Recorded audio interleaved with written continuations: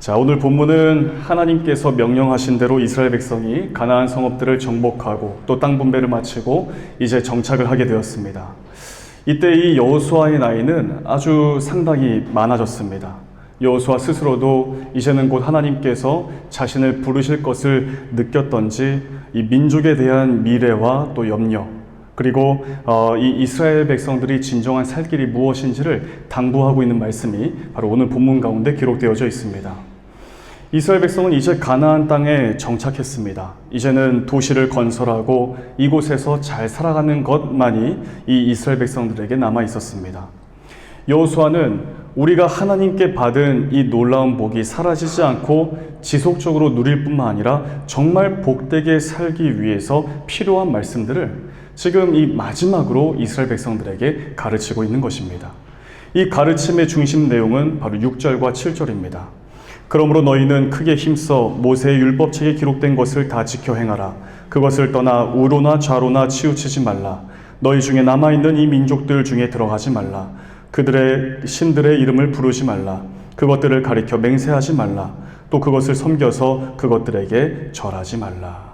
바로 이 말씀이 여호수아가 이 이스라엘 백성들에게 마지막으로 가르치고 당부하고자 했던 바로 중심 내용이었습니다. 사랑하는 성도 여러분, 오늘은 대림절 네 번째 주일입니다. 이제 내일은 성탄절입니다. 우리가 왜 그토록 이 예수님의 오심을 마음 다해 기념하는 이유가 무엇일까요? 우리가 왜 그토록 다시 오실 주님을 기다리는 이유가 무엇입니까? 왜 하나님께서는 이 땅에 우리 주 예수 그리스도를 보내신 그 이유가 무엇일까요? 하나님을 스스로 떠나서 생수의 근원 되신 하나님을 버리고 스스로 터진 웅덩이를 파는 그 어리석은 삶을 살아가는 이 땅의 모든 생명들을 구원하시기 위해서입니다. 하나님을 떠난 하나님의 이 백성들에게 하나님께로 돌이키라고 하는 메시지를 주시기 위해서 시대별로 하나님은 선지자들을 보내주셨습니다. 그런데 이 이스라엘 백성들이 하나님이 보내신 이 선지자들을 선대하기는커녕 오히려 그 선지자들을 핍박하고 괴롭게 하였고, 그리고 하나님의 말씀을 하나님의 말씀으로 듣지 않았습니다. 그래서 하나님은 독생자이신 예수 그리스도를 우리들에게로 보내신 것입니다. 다른 이유가 있어서가 아닙니다. 하나님을 떠난 이 백성들을 돌이키시기 위해서, 하나님을 떠나 유리하고 방황하며 스스로 그 비참한 이 영원한 죽음의 길을 선택하며 살아가는 우리를 구원하시기 위해 예수 그리스도께서 이 땅에 오신 것입니다. 오늘을 살아가는 우리 역시 마찬가지입니다. 겉으로 보이는 이 모습은 신앙인의 모습을 하고 있지만 우리의 속사람은 여전히 연약합니다. 그래서 그 어떤 절기들보다 이 대림절 기간에 성탄절을 기다리면서 예수님의 오심을 기다린 것입니다. 사랑하는 성도 여러분, 대림절 네 번째 주일에 주시는 이 말씀을 붙들면서 결코 우로나 좌로나 치우치지 말고 하나님께서 우리에게 허락하신 그 말씀, 하나님의 깊으신 뜻을 붙들 수 있기를 원합니다. 온 세상 모든 만물을 창조하시고 우리를 구원하시기 위해 이 땅에 오신 참 하나님이신 우리 주 예수 그리스도를 참되게 예배하며 살기로 고백하는 오늘 이 주일 예배가 되시기를 주님의 이름으로 축복합니다. 먼저 첫 번째입니다. 하나님의 은혜를 잊어서는 안 된다라고 여호수아가 가르치고 있습니다. 우리 3절 말씀을 같이 한번 읽겠습니다. 시작. 너희의 하나님 여호와께서 너희를 위하여 이 모든 나라에 행하신 일을 너희가 다 보았거니와 너희의 하나님 여호와 그는 너희를 위하여 싸우신 이시니라. 아멘. 여호수아는 이스라엘 백성들에게 이 모든 일, 출애굽을 하고 광야 생활을 지내고 가나안 땅에 입성하고 그 땅을 정복하고 땅을 분배하는 이 모든 일들은 바로 우리의 하나님 여호와께서 바로 우리를 위해서 행하신 일이다. 하나님께서 우리를 위하여 싸우신 것을 우리는 반드시 기억해야 한다라고 말씀하면서 하나님께서 베푸신 이 은혜를 잊지 말고 기억해야 할 것을 당부하고 있는 것입니다. 이스라엘 백성은 애굽에서 400년이 넘는 세월 동안 애굽 사람의 종살이를 했습니다. 바로 왕이 갑자기 정책을 바꾼 거예요. 그래서 매일매일 고통스러운 이 노역을 시켜도 아무도 이런 부당한 결정 앞에서 반대조차 하지 못했습니다. 심지어 히브리 사람에게서 태어난 남자아이 모두를 나일 강가에 던져 죽여버려라 라고 하는 이 말도 안 되는 끔찍한 명령이 내려졌음에도 불구하고 아무도 그 명령 앞에 항거하지 못했습니다. 왜 그랬을까요? 힘이 없었기 때문입니다. 그 당시 세계 최강대국인 이 애국, 그리고 그 나라를 통치하는 바로 앞에서 감히 힘으로 견줄 수 있을 만한 능력이 이스라엘 백성들에게는 조금도 없었기 때문입니다. 하나님께서는 그런 보잘것없는 이 이스라엘 백성들을 위해서 모세를 세워서 애굽에서 탈출할 수 있도록 인도하신 것입니다. 또한 광야에서 40년 동안 구름 기둥과 불 기둥 그리고 만나와 메추라기를 먹이시고 반석을 쳐서 물을 내심으로 이스라엘 백성을 보호하시고 그렇게 인도하셨습니다. 그리고 가나안으로 들어왔습니다. 당시 가나안 족속들은 철기 문화의 이 엄청난 발전 속에서 살았습니다. 그들이 가지고 있었던 무기에 비하면 이스라엘 백성의 무기는 아주 형편없었고 게다가 군사 훈련조차 제대로 되어 있지 않았습니다. 심지어 이스라엘 백성들 스스로는 이렇게 이야기를 했습니다. 가나안 백성들과 비교를 하면서 우리는 메뚜기 같다. 우리는 메뚜기 같다. 이렇게 이야기할 정도로 이 가나안 땅을 정복 전쟁할 이 준비가 전혀 되어 있지 않은 상태였습니다. 그러나 하나님은 여호수아 1장 6절에서 강하고 담대하라. 너는 내가 그들의 조상에게 맹세하여 그들에게 주리라 한 땅을 이 백성에게 차지하게 하리라 약속하셨고 바로 그 약속하신 그대로를 이루어 내셨습니다. 하나님께서 이스라엘과 함께 하셨기 때문에 이스라엘 민족은 강한 민족으로 설 수 있었고 이 가나안의 모든 성읍과 땅들을 능히 정복해내고 차지해낼 수가 있었습니다. 하나님께서 이스라엘 백성을 대신해서 싸우시고 약속하신 대로 그래서 이 이스라엘이 가나안 땅에 정착할 수 있게 된 것입니다. 여호수아는 바로 하나님께서 이루어 오신 이 놀라운 역사들을 기억하면서 하나님의 은혜를 잊지 말 것을 당부하고 있는 것입니다. 왜냐하면 여전히 이스라엘 백성은 하나님의 은혜 없이는 하나님의 도우심 없이는 단 한 걸음도 스스로 나아갈 수 없는 연약한 존재에 불과했기 때문입니다. 사랑하는 성도 여러분, 오늘 본문의 이 이스라엘 백성은 사실 오늘을 살아가고 있는 우리들의 모습과 다르지 않습니다. 사도 바울은 이러한 우리의 이 본래 모습에 대해서 이렇게 말씀합니다. 허물과 죄로 죽었던 너희, 세상 풍조를 따르고 공중 권세 잡은 자를 따르기 쉬운 존재라고 이야기를 해줍니다. 그러면서 이 사도 바울은 로마서를 통해서 누누이 당부하는 게 너희는 이 세대를 본받지 말라라고 경고했습니다.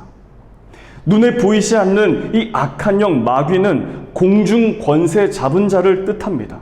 우리가 의식하지 못하는 사이에 우리의 삶으로 아주 조심스럽게 스며들어와서 영적으로 파괴하고 도덕적, 윤리적 질서를 어지럽게 만들면서 하나님께서 주신 이 생명과 축복의 길을 가지 못하도록 만드는 것입니다. 게다가 사도 바울은 우리를 가리켜서 본질상 진노의 자식이라고 그렇게 이야기합니다. 하나님의 진노를 피할 수 없는 심판의 대상이 원래 우리의 모습이었다라고 말씀하고 있는 것입니다.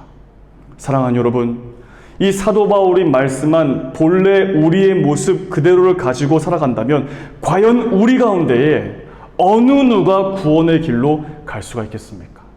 과연 어느 누가 자기 스스로의 힘을 가지고 영원한 생명의 길로 나아갈 수가 있을까요? 아무도 없습니다.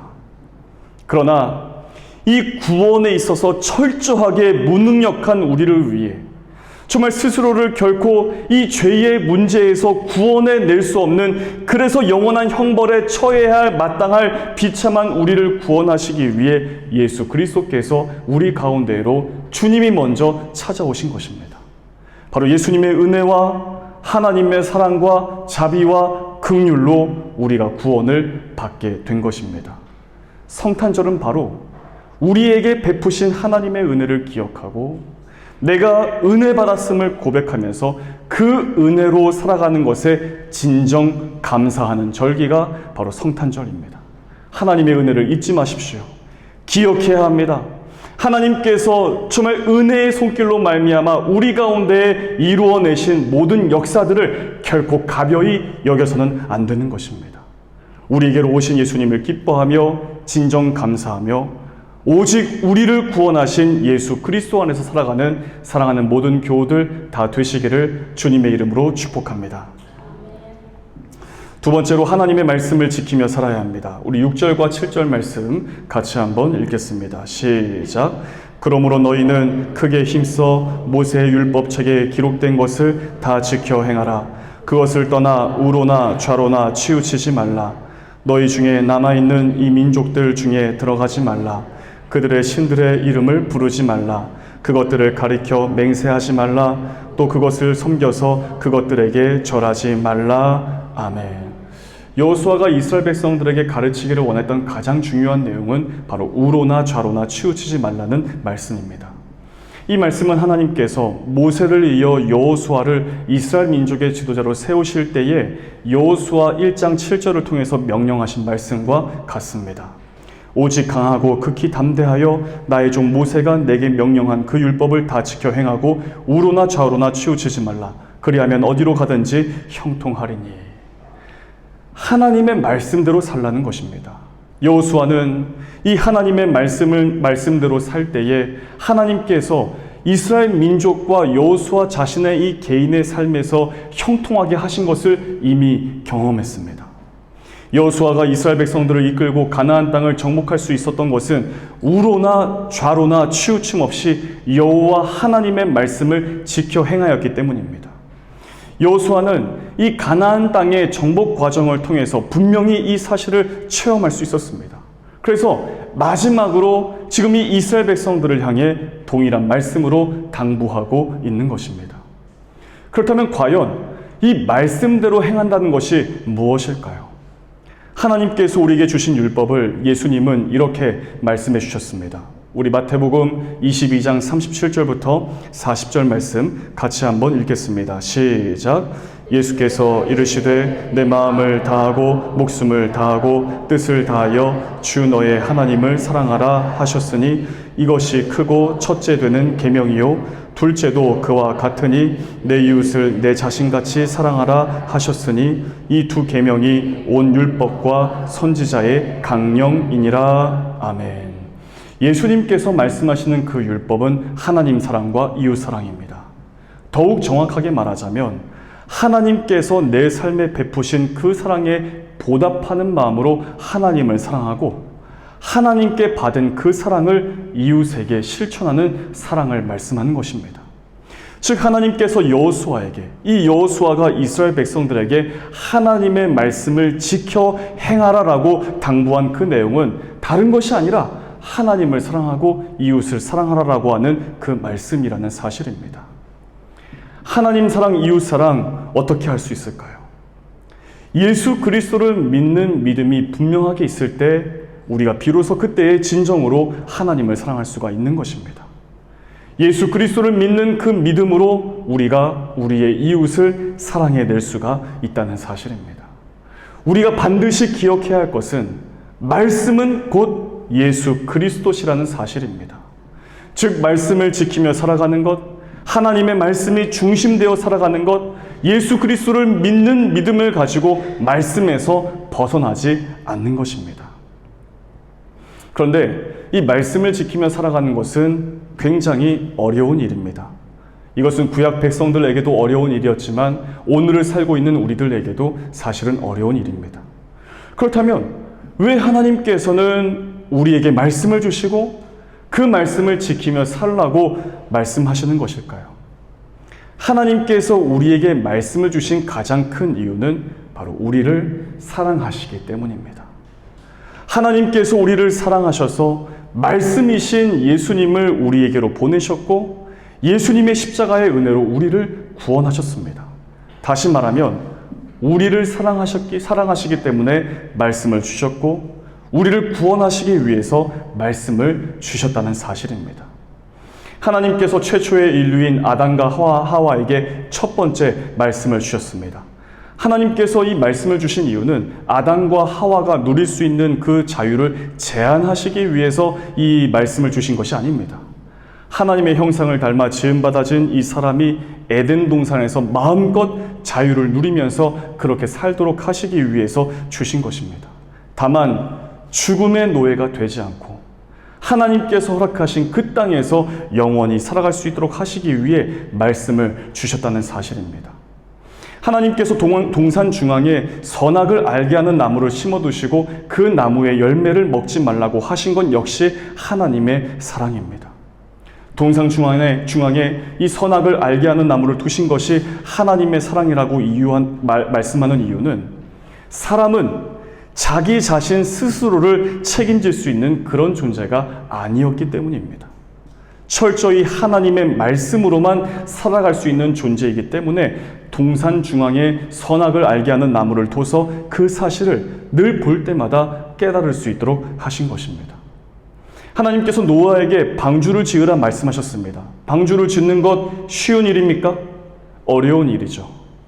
노아를 힘들게 하시기 위해서 명령하신 것입니까? 그렇지 않습니다. 노아와 노아의 가족을 구원하시고 죄악으로 무너진 이 땅을 새롭게 회복시키시기 위해서 방주를 지으라고 명령하신 하나님이십니다. 하나님은 아브라함에게 너의 고향과 친척과 아버지의 집을 떠나 내가 너에게 보여줄 땅으로 가라라고 명령하셨습니다. 그때 당시 아브라함은 별다른 문제 없이 평안하게 살고 있었는데 이 아브라함에게 갑자기 어떤 곳으로 가야 하는지 어떤 목적지나 목표도 없이 나아가라고 한 것은 아브라함에게 굉장히 부담스러운 일이었습니다. 그러나 그 말씀대로 나아간 것이 바로 그의 삶이 복의 근원이 되게 하였고 그를 통해서 큰 민족이 이루어질 수 있도록 한 것입니다. 사랑하는 여러분, 오늘 우리도 마찬가지입니다. 우리가 하나님의 말씀 앞에서 특별히 나에게 말씀이 들려올 때 부담스러운 말씀이 있습니까? 내 삶에서 부담이 크면 클수록 그 말씀은 우리 삶에서 꼭 필요한 말씀, 반드시 붙들어야 할 말씀이란 사실을 잊어선 안 됩니다. 하나님은 우리를 사랑하시기 때문에 말씀을 주셨습니다. 그렇다면 우리 역시 그 사랑에 말씀을 지키며 살아가는 삶의 방식으로 바르게 응답할 수 있어야 합니다. 오늘 본문 11절에서 이렇게 말씀합니다. 그러므로 스스로 조심하여 너희의 하나님 여호와를 사랑하라. 조심하여 하나님을 사랑하라. 이 쉬운 성경으로 보게 되면 이렇게 번역을 합니다. 그러므로 여러분은 온 몸을 다하고 마음을 다해 여러분의 하나님 여호와를 사랑해야 합니다. 사랑하는 여러분, 하나님의 말씀을 지키며 사시기를 바랍니다. 그러나 분명한 사실은 우리의 온 몸을 다하고 마음을 다해 여호와 우리 하나님을 사랑하지 않는다면 어떠한 방식으로라도 결코 말씀을 지키며 살아낼 수 없다는 사실입니다. 말씀을 지키며 살기 위해서 가장 우선되어야 하는 것은 여호와 우리 하나님을 사랑해야 하는 것이 가장 우선되어야 한다는 사실입니다. 우리는 우주의 먼지보다 작은 존재입니다. 그런 우리가 하나님의 사랑을 입어서 구원을 허락받았습니다. 하나님께 사랑을 받은 우리라고 한다면 자연히 우리에게서 나타내야 할 이 반응은 내가 과연 어떻게 하나님을 사랑할 수 있을까라고 하는 물음입니다. 내가 하나님께 사랑받은 존재다라는 사실이 하나님의 은혜로 말미암아 깨달아지게 된다면 자연스럽게 내가 하나님 앞으로 나아가는 것입니다. 하나님, 내가 그 사랑에 어떻게 보답하면서 하나님을 사랑하며 살 수가 있을까요? 물어보는 것입니다. 이 물음에 대한 바른 응답은 예배 드림을 통해서 우리가 감당할 수 있다는 사실입니다. 그러나 예배 드림으로만 끝나는 것이 아닙니다. 하나님이 지으셔서 나에게 허락하신 모든 관계들을 돌아보는 것입니다. 하나님 사랑을 실천하는 데까지 내게 가장 가까이 허락하신 나의 가족, 나의 친구들, 내 이웃들, 정말 하나님께서 특별하게 이 땅에 발리하는 교회를 세우셔서 우리와 함께 신앙 공동체를 이룰 수 있도록 하신 이 교우들, 우리 주변을 돌아보면서 내가 받은 그 하나님의 사랑을 우리의 이웃으로 끝까지 전하는 것입니다. 그리고 너무나 감사할 것은 우리에게 주어진 이 귀한 사명은 전도하고 선교하는 것 아니겠습니까? 우리 주변을 둘러보시면 선교의 대상이 우리 교회에 있습니다. 같이 예배를 드리고 있지 않습니까? 우리와 함께 예배를 드리고 있는 우리 크리스천 그룹 청년들, 이들 중에는 아직도 힌두인들이 많습니다. 그 사람들을 사랑으로 섬기면서 복음을 전하고 내가 복음으로 살고 있는 그 삶의 모습을 보여주면서 하나님의 사랑을 실천하는 것입니다. 그래서 우리 발리안인 교회 공동체가 정말 하나 되어서 여기에 몇 명 살지 않는 이 한윤회, 정말 이 교민들을 향해서 교민 전도를 해야 되지 않겠습니까? 그리고 우리가 기도하면서 여기 옆에 세워진 비전센터를 통해 발리 선교를 감당해야 되는 것 아니겠습니까? 바로 하나님 사랑을 어떻게 내가 보답할 수 있겠습니까? 라고 하는 그 응답은 예배 드림을 통해서, 예배 드린 나의 삶을 통해 내 이웃이 하나님의 사랑을 발견할 수 있도록 하는 것, 바로 거기까지가 우리 주님께서 말씀하신, 지금 이 여호수아가 이스라엘 백성들에게 마지막으로 당부하고 있는 바로 그 말씀이다라는 사실입니다. 이제 내일은 성탄절입니다. 우리에게 오신 예수님은 바로 하나님의 말씀 그 자체입니다. 말씀이신 예수님은 우리에게 사랑을 보이셨습니다. 하나님을 사랑하시기에 십자가를 지시는 일에 철저하게 순복해내셨고, 십자가를 통해 이 땅의 모든 인류를 향하신 바로 하나님의 사랑을 보이셨습니다. 여호와 우리 하나님을 사랑하며 살아가십시오. 이것은 이 땅에서 생명을 가지고 호흡을 하며 이 살아가는 모든 존재들이라면 마땅히 그러해야 합니다. 그러나 주님께서 말씀하신 그 율법, 하나님 사랑, 이웃 사랑의 말씀을 우리가 꼭 기억해야 합니다. 이웃을 사랑해야 합니다. 예수 그리스도의 성탄은 바로 사랑입니다. 사랑하며 살아가시기를 바랍니다. 우리 다 함께 앞뒤 좌우를 보시면서 인사하겠습니다. 메리 크리스마스, 사랑하며 삽시다. 메리 크리스마스, 사랑하며 삽시다. 기도하겠습니다. 우리를 사랑하셔서 말씀을 주시는 사랑의 하나님, 우리를 사랑하셔서 말씀 그 자체이신 우리 주 예수 그리스도를 우리에게로 주신 이 사랑의 하나님을 대림절 주일 예배를 드리며 되새길 수 있도록 인도하시니 감사를 드립니다.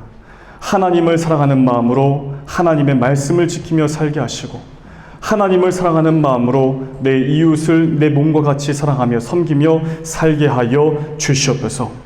우리를 사랑하여 구원하시기 위해 이 땅에 오신 예수님의 삶과 모습과 성품을 닮아 살기를 원하오니 예수 그리스도 안에서 오직 말씀으로 살아가는 모든 성도들 다 되게 하여 주시옵소서. 모든 말씀 예수님의 이름으로 간절히 기도하옵나이다. 아멘.